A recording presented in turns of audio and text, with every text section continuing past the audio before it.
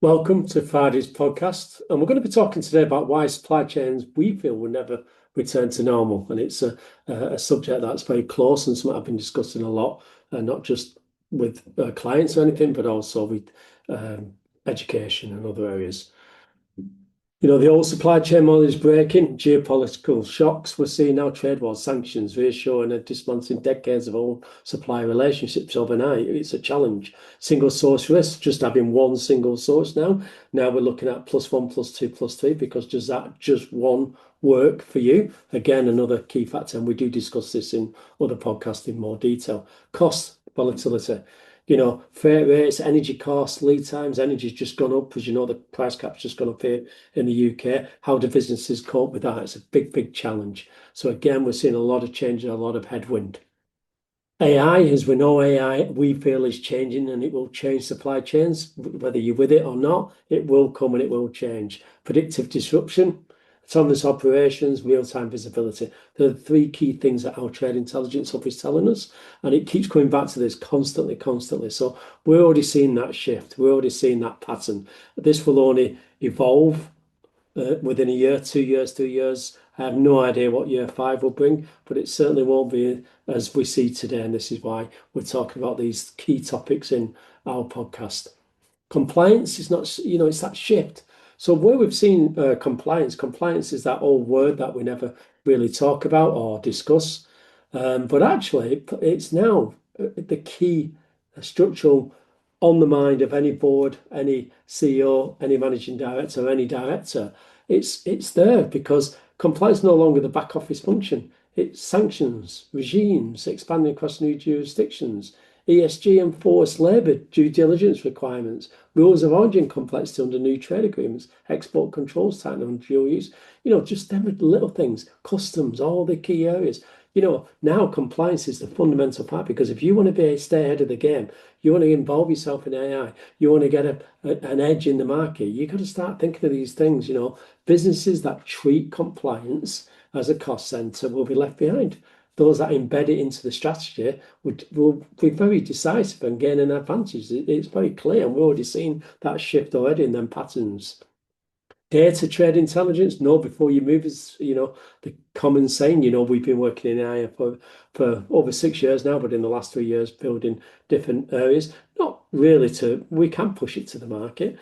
But the idea with us with AI is to teach people how to use AI and use it productively. So it does, we're there to support. We understand AI will play a huge part, but it's there to advise, it's there to support you. So again, you need the expertise, there's no question about that. From reactive to proactive, data-driven exports are replacing gut instinct. So the data is there to start looking at, it's there to help you, it's there to support you, it's there to give you the edge. In the marketplace, it's competitive, as we say, and that competitive we call more business that own their own trade data, own their own future intelligence as the new infrastructure. I talk about this a lot. You see all these meetings upon meetings, business meetings and everything. What do you actually physically look at the data?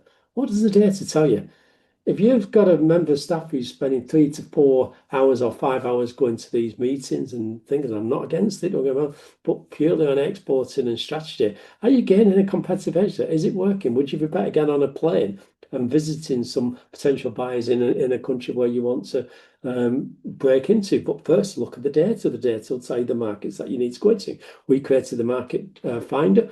It tells you exactly, and it tells you the pain points of that market. So you make them decisive decisions. That's what data does. It's there. It just comes out much quicker now with AI. Future supply chains, as we see, single source networks, we're seeing, fragile, resilient, diversified, multi-regional supply, intelligent AI-driven predictive operations, and then we see that strategic compliance embedded data-led. The future belongs to supply chains that are not just efficient, but adaptive. And we're certainly seeing that adaptive, intelligent, strategically compliant. Put my teeth back in. The transition, is already underway. This is happening. You think of Nokia. Somebody made a really good thing about Nokia many, many years ago when things were moving so rapidly and so quickly. They said, you know what, we'll wait, we'll see what happens. You can't wait now. You've got to be ahead of the game. It's very important. Final thoughts, adapt now, we're saying, so supply chains will never return to normal. It's not going to return. We've seen too much headwind. We've seen too much volatility. We've seen too much geopolitics. Banks now are getting involved where now they're reassessing lots of things. This is a global transition. You've got to be ahead of that game, and within that, resilience, intelligence, and compliance are the three pillars of modern supply chain. We're here to guide you. That's the whole point of the YouTube channel. It's the whole point of what we're trying to do to help you, successfully, go through them headwinds and, them rocky waters and whatever you want to, any analogies you want, but we're there to support you. Nothing's impossible, but you just got to understand that it's moving rapidly. Stay informed, as we say, keep in contact. Subscribe. That's all we're asking. We're not asking for if we're asking you subscribe. We can help many, many businesses, and we're already helping a lot of businesses already, making the right decisions on the compliance side, so it's not costing them lots and lots of money. Again, we're trying to make these a little bit quicker so you can sit and enjoy and listen. We've got some other podcasts. We've got our new history one with the Rome and the supply chain, which will be a really interesting read. And we've also got the Silk Road. So if you want that longer listen, and we also have that trade intelligence weekly updates where we're looking, scouring the market, seeing what freight rates are out there, where's the volatility. We're looking at the US, Saudi, Asia, Europe. We're looking at all the markets. How's CBAM affecting you? These key areas. How's the UK adapting to trade? What we're doing. We're seeing lots of headwinds in the UK. How are we being adaptive to that market? It's very important. So again, please join us. Please subscribe. That's all we ask. And we look forward to you being on our next podcast. That's all we want. So thanks very much for joining us today.